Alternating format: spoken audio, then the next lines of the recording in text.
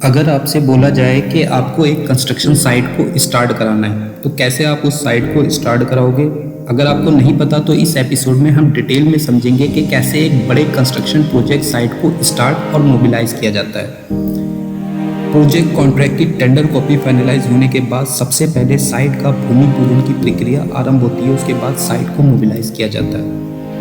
इस चैप्टर में हम स्टेप बाय स्टेप समझेंगे कि कॉन्ट्रैक्ट फाइनल होने के बाद कैसे कॉन्ट्रैक्टर कंपनी साइट को स्टार्ट करने के साथ पूरी साइट को मोबिलाइज करने में क्या क्या प्रोसेस और रिक्वायरमेंट होती है। तो सबसे पहले हम बैरिकेटिंग शीट से अपनी साइट को कवर कर लेते हैं और हेड ऑफिस में रिक्वायरमेंट्स की डिटेल सेंड करते हैं कि हमें साइट पर क्या क्या रिक्वायरमेंट्स हैं। इंजीनियर्स एक कंप्लीट रिक्वायरमेंट की लिस्ट बनाकर हेड ऑफिस सेंड करते हैं। लिस्ट ये हमारी लिस्ट है जो कि हमें रिक्वायरमेंट्स होती हैं सारी, क्या क्या रिक्वायरमेंट्स हमें साइट को स्टार्ट करने में चाहिए। तो ये बिल्कुल इनिशियल की लिस्ट है जब हम साइट पर कुछ भी काम नहीं होता और हम इनिशियली फर्स्ट फेज में साइट को स्टार्ट करते हैं तो हमें ये रिक्वायरमेंट्स पूरी चाहिए होती है। आप एक बार रीड कर लो क्या क्या रिक्वायरमेंट्स है। ये लिस्ट एचओ पहुंचने के बाद स्टार्ट होता है प्लानिंग और प्रोक्योरमेंट का काम। एचओ से अप्रूव होने के बाद परचेज मैनेजर इन सारी लिस्ट के वेंडर्स और सप्लायर्स को सर्च करेगा और साइट पर डिलीवर कराएगा।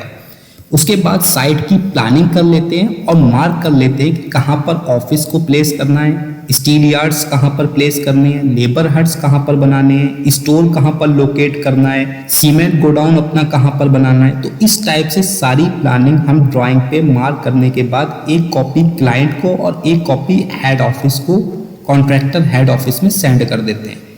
उसके बाद ड्राइंग सबमिटल्स बनाए जाते हैं जिसमें क्लाइंट से जो ड्राइंग मिलती है उसके अकॉर्डिंग बैरिकेटिंग होने के बाद सर्वेयर की टीम लेआउट स्टार्ट कर देती है। अंडरग्राउंड पाइप या केबल की लोकेशन को मार्क करना पड़ता है और उसका रूट चेंज करना होता है अगर हमारी साइट से वो इंटरसेक्ट कर रही है लाइन। और एज पर अवर फाउंडेशन प्लान सारे ग्रिड लाइंस को ग्राउंड पर बुर्जी बनाकर साइट पर मार्क कर लेते हैं। लेआउट होने के बाद अर्थवर्क और एक्सकेवेशन वर्क स्टार्ट होता है जिसमें हमको जेसीबी, ट्रॉली, डंपर्स के साथ ये प्लानिंग करनी पड़ती है कि हमको सॉइल कहाँ पर डंप करनी है और फिलिंग करने के लिए बाद में कितनी सॉइल हमको और चाहिए होगी। हेड ऑफिस की तरफ से साइट पर एम्प्लॉयज को ट्रांसफ़र कर दिया जाता है और एक कंस्ट्रक्शन टीम क्रिएट कर दी जाती है।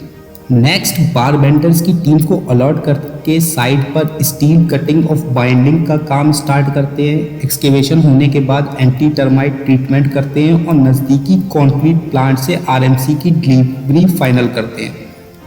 बड़े प्रोजेक्ट्स में साइट पर ही कंक्रीट प्लांट क्रिएट करते हैं जहां पर कंक्रीट की हैवी सप्लाई की रिक्वायरमेंट होती है।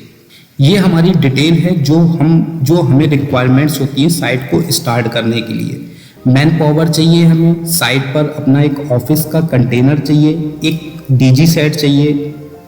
ऑफिस की सप्लाईज में हमें क्या क्या चाहिए होता है, laptop, wifi, printer, cabinet, large files रखने के लिए, स्मॉल फाइल्स रखने के लिए, chairs, table, paper, register, stock inventory register और लेबर कार्ड्स। मटेरियल में हमें स्टार्टिंग में क्या चाहिए होता है, एक तो हमारी बैरिकेटिंग शीट हो गई, उसके बाद हमारे एमएस के हॉलो सेक्शन पाइप हो गए, ये हमें बैरिकेड करने के लिए चाहिए होता है। उसके बाद जो हमारी इलेक्ट्रिकल सप्लाई डिस्ट्रीब्यूशन होता है, हमें जब हम साइट पर पहुंचते हैं तो हमको एक पॉइंट मिल जाता है इलेक्ट्रिकल सप्लाई का। अब उस पॉइंट से हमें पूरी साइट पर डिस्ट्रीब्यूट करनी होती है अपनी इलेक्ट्रिकल सप्लाई, तो उसके लिए हमें एक अपनी सप्लाई डिस्ट्रीब्यूशन चाहिए होता है।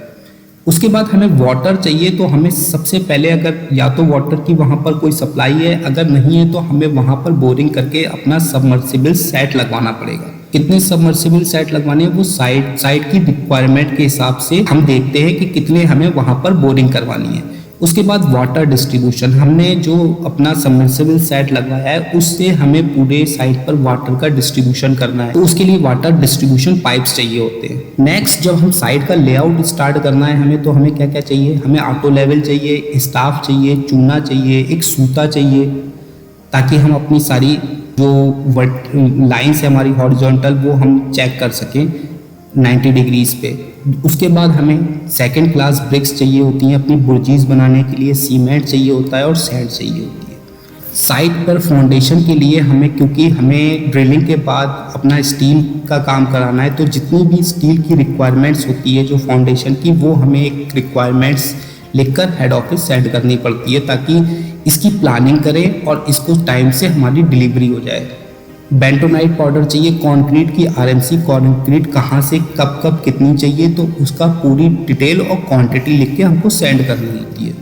उसके बाद मशीनरी में हमें जेसीबी चाहिए होती है, ट्रॉली चाहिए होता है, डंपर्स चाहिए होती है, बोरिंग मशीन चाहिए, bars cutting and bending machine चाहिए और इसके साथ एक वेल्डिंग मशीन चाहिए।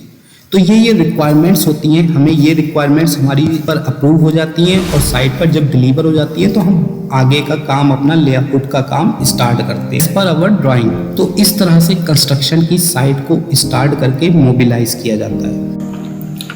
इस एपिसोड में हमने साइट को मोबिलाइज करना सीखा। नेक्स्ट एपिसोड में हम फर्दर फाउंडेशन इंस्टॉल करने के प्रोसेस के बारे में जानेंगे।